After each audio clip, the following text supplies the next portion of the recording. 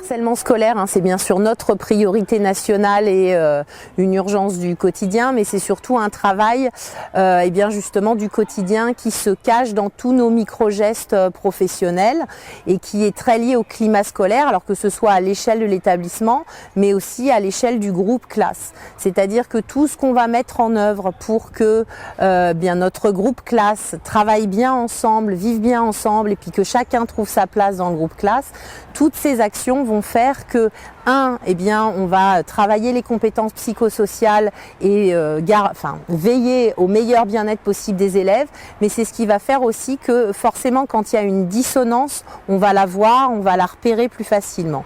Et une fois qu'on l'a repérée, c'est pas parce qu'on l'a repérée que ça veut dire qu'il y a tout de suite intimidation scolaire, harcèlement, etc. Il y a plein d'autres facteurs de mal-être adolescent. Donc dans ces cas-là, on travaille en équipe.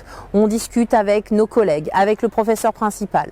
Bien sûr, on se met en relation avec la vie scolaire, on se met en relation avec le service sanitaire et social et c'est toutes ces articulations qui vont faire qu'on va pouvoir prendre en charge nos élèves du mieux possible. Et puis bien sûr, maintenant, il y a la mise en place des cellules phares dans les établissements qui notamment mettent en œuvre plein d'actions dont la méthode de la préoccupation partagée.